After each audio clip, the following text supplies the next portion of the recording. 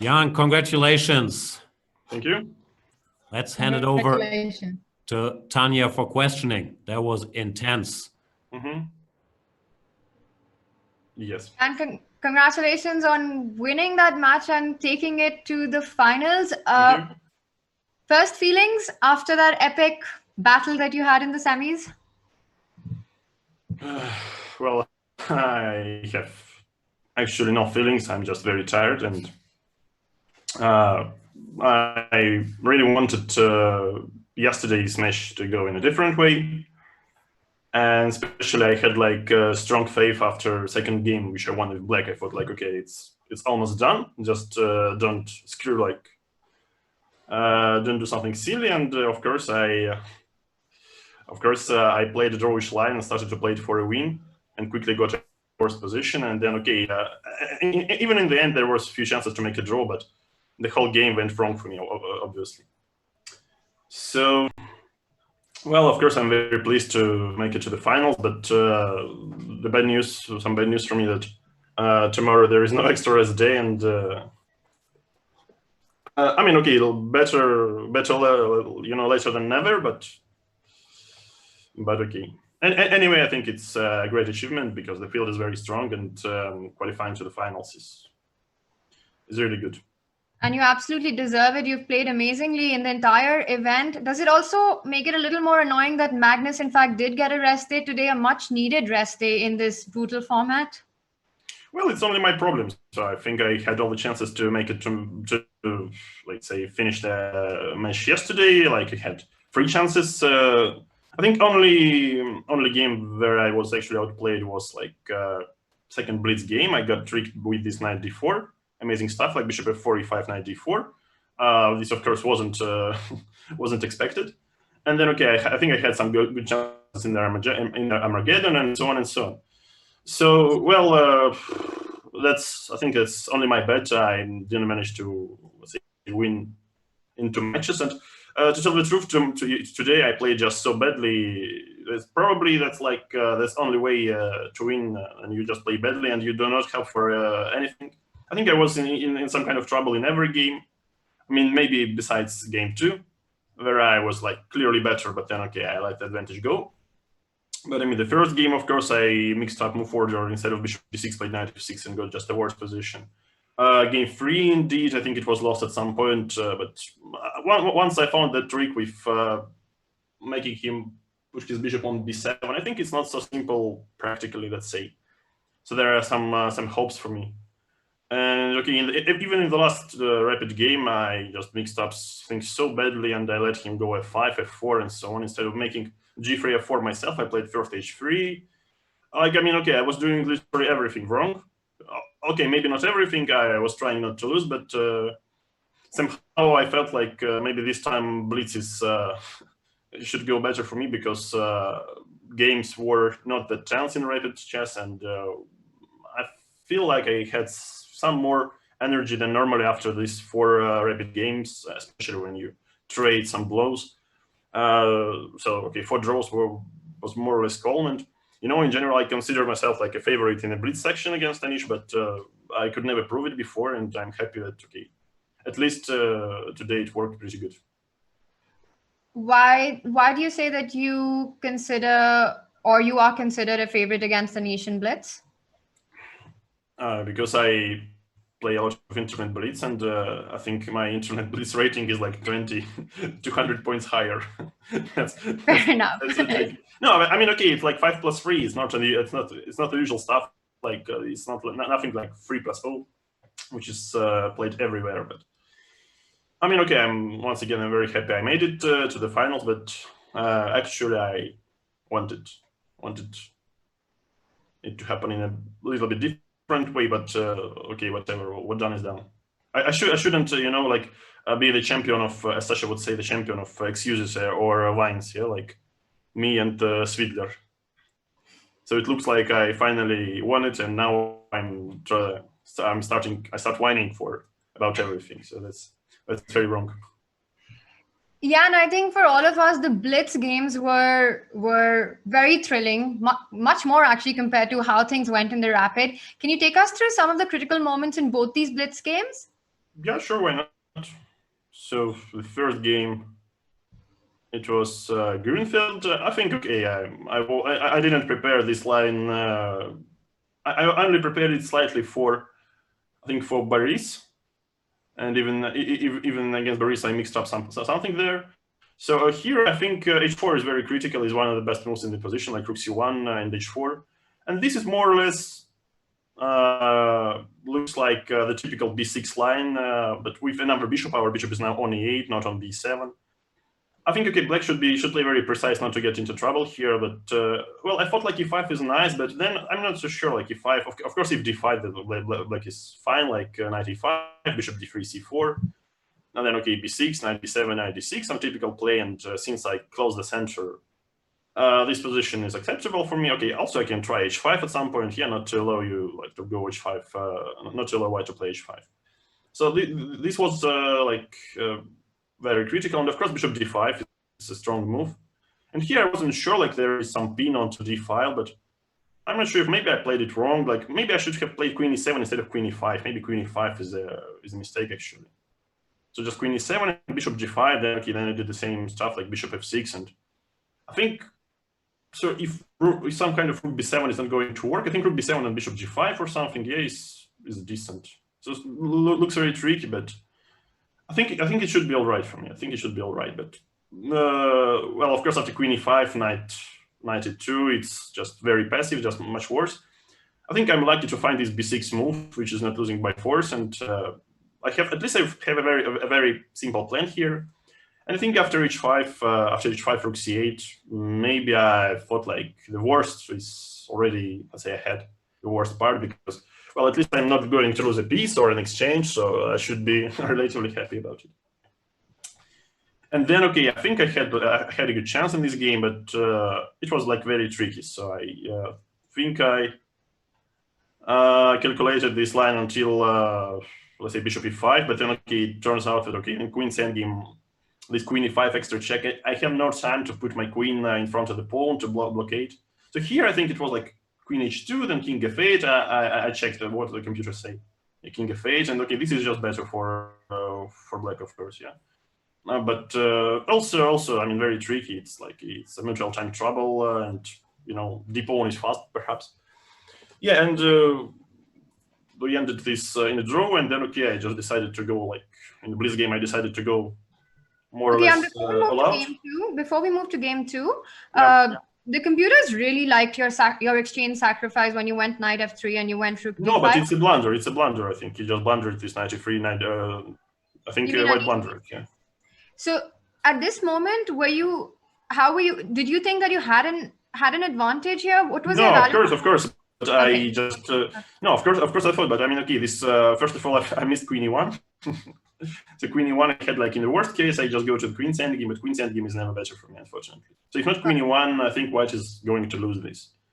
Like queen b8, and okay, then I just take on c1, and everything is hanging. But fortunately for white, like queen e1 is the way to protect everything, like literally everything, and I have like no reasons to play on anymore. So I mean, even here, like knight e4 in Blitz, it could become tricky. Knight e4, then d6, but even after queen c1. But I mean, okay, if we remain serious, of course, this should be winning. But queen e1 is just a draw. Right. All right. And Jan, with this game where you had an advantage, ending in a draw game, going into game two, were you upset about the way the game one went, or there was no time to think about it and you just wanted to get on with the next game? Well, I just was planning to be very upset and let's say to punch walls for nothing, yeah. But instead, I used like this 5 minutes break to repeat this h4 line, because h4 line, I mean, it's very tricky. So basically, I think it's worse. It's somewhat worse for white, but you know, if your opponent is not expecting this, it's hard to, let's say, react properly. So I mean, I think queen e6 is the main move. Queen e6, knight d2, and here a5. Maybe Anish mixed up something here, because I think knight d2, a5, and this is where all the theory begins, like c4, and a lot of moves, like knight goes anywhere basically. But in case of bishop e6, I think like I have somewhat improved version. I'm not so sure if it's really improved, but I felt like this, yeah. So I also think we played once in 2017. I played h4 against Anish, and he played more or less the same way, like a5, bishop e6, which is actually also pretty nice. But then, I mean, okay, it's like very simple play for white, like h5, h6, creating some weaknesses, and then finishing the development. And then I think that it was very important to find this knight e4, knight c5 idea, because that's probably this is one of the few ways to use some tactics. I don't know what would happen actually. Maybe he could play d6 here, but I think this is like very questionable. I can even try takes on f6, and in case of bishop h8, well, I wasn't sure. I thought like it should be much better for me. Maybe even rook takes h6 at some point makes some sense here. Then okay, then in the end you take on h7, or maybe you play g3. And I mean, okay, this is of course unnecessary. This is completely unnecessary. Like if knight d7 and bishop h3, but I think this is just shouldn't be taken too seriously. Yeah, but... Yep, and well, he played in an interesting way. I wasn't sure if I can keep the piece alive, but I didn't see the way. I wonder what's the evaluation by the computer here, but I felt like okay, this ended your position here and was suggesting king a3 instead of queen c3 and just followed by c5, and that keeps the piece. just to okay, this is too much. Yeah. No, this is I would never play obviously because okay, knight on e6. I can't see how they improve this knight. But I mean, okay, in rapid game perhaps, but in Blitz game I thought like okay, at least I saw this trick like you cannot take on a6 immediately because of c5 check. So I just traded, and after c5, yeah, you cannot take because of c5 check. And after c5, I think like this is kind of unpleasant for black actually. So I just take on h7, then I didn't see the way actually to prevent my bishop going to f3. So maybe he should have tried something like d5, but d5 is very like double-edged. Maybe it's just losing, like the same reason bishop e2, bishop f3. And I felt like once we got to this position, like rook g8, when it's or rook f8, what did he do? Then it's stabilized. This is like very typical. At this moment, rook d6? Rook d6. No, I didn't see that, obviously. Okay. No, but I mean, I was so pleased my bishop is finally going to f3. I didn't care about anything else. So I felt like, okay, this is surely the right thing to do. I just move my bishop and then rook e1. And this is, I mean, just the ultimate free roll, I would say, for white. Like I have two rooks, and I think he cannot really prevent me from reaching 7th rank. So knight c8, rook c6, and rook g6, rook g7, and I think this is like very questionable. Unfortunately, he went for this a4, but a4 is just losing. I mean, a4 rook h7, I think it's just I don't know if it's correct to quote, but as they say in tennis, it's game, set, and match. Yeah, like rook e3, rook f3 is the only way not to get mated, but I mean, with this knight on c8, you can never hope for some proper counterplay. And I mean, okay, the rest was simple enough for me, at least. Here, first time for today's match, I felt like myself very comfortable, like it is coming. That's kind of good to hear right before your match against Magnus in the final. No, it's a good time to feel confident. Mm-hmm. It also felt like this was playing against Anish.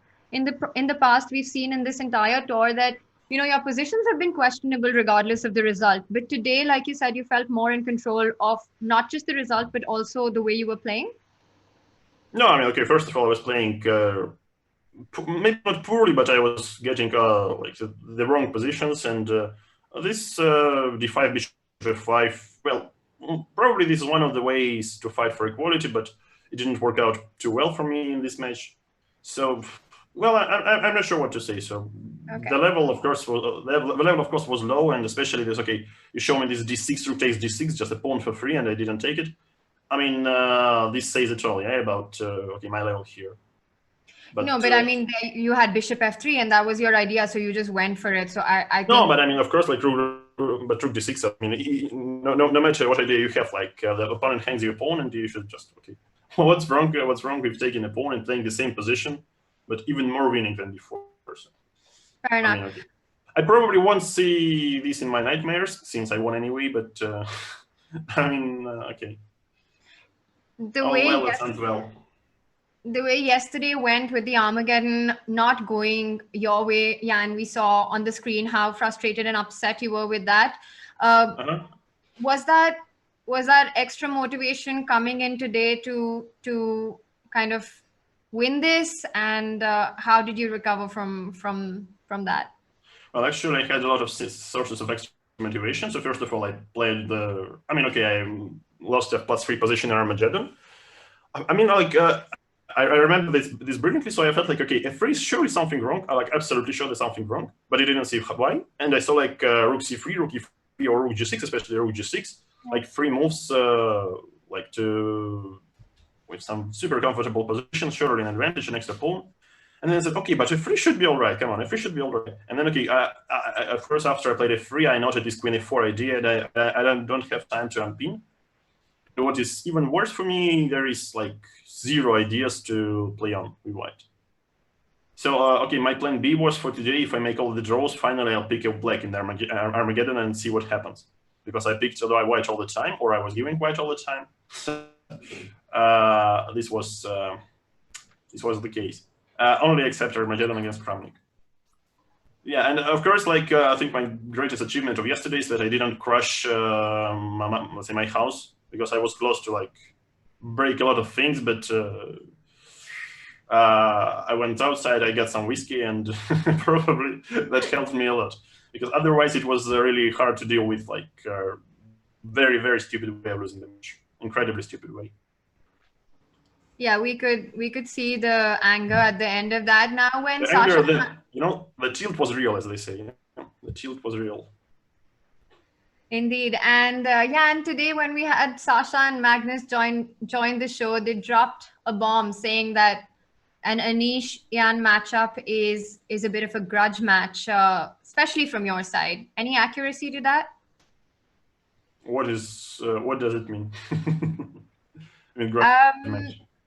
A grudge match where perhaps that you want to try extra hard to beat Anish, or just something where you are, I don't know, just an equation that's not very comfortable with Anish. Is there any truth? No, I think it's. I think that there is nothing. It's just, this is just, I mean, a semi-final match and a tiebreaker match, because it was 1-1 since I lost yesterday. So, well, I mean, of course, there is always pissing and making you mad and tilted when you lose, especially in the not such a logical way, I would say. But I mean, I shouldn't. I don't think we should care too much about, let's say, the logic, the correct play, and so on, in case when we are playing like for so many days in a row without any rest. And I'm not sure about the finals, but I feel like it will only get worse. And talking about the finals, Jan, just your thoughts about playing Magnus tomorrow? I have no idea. I should have some rest before, first of all, because this was like... Okay, the reg bet section was a little bit smooth, comparing with the normal one, especially comparing with this 130 move game in day one. Yeah, so it was like more smooth, more fast. But in general, well, I feel like we had not such a great match from both sides in the preliminary, in the round robin section. Yes, so it's hard to predict. I didn't really see his games. I mean, of course, clearly he's should be in quite a decent shape since he's winning like all his matches. Some of them are on a tie break, but okay, this doesn't really matter. So of course it's very challenging, and I mean, for me it's still the only chance to qualify for the final four. So that's why, of course, I'm going to fight for a win. But I mean, the opponent is probably the strongest one, which is not surprising within this field. Fair enough. And last final question, Jan. Preparation for tomorrow begins later tonight, or you're going to take it up tomorrow? No preparation. I mean, preparation does nothing in the end. When you can take on d6 like in this position, okay, preparation just gives you nothing. So the preparation is to sleep well. All right, and Sasha and Judith, any questions for Jan before we let him go and get his rest? No questions, just congratulations, Jan, and I wanted to say that last game was great. Especially this h4, h5, h6, and this knight e4, knight c5. And then, you know, they say that it was like all alpha zero, like alpha zero plays like this. Okay, this was probably the alpha zero level of play finally for 3 moves in a row. Thank you. I also just want to congratulate you, and I think you did a great job. Extremely big tension. And exactly when you didn't capture on d6, I said it on live stream that, well, this says it all what kind of psychological pressure you guys have when playing all But day. you know, I'm now thinking that maybe it's correct not to take on d6 because you know, black has no open files, and I control h file, I control e file, and you cannot really activate your second rook.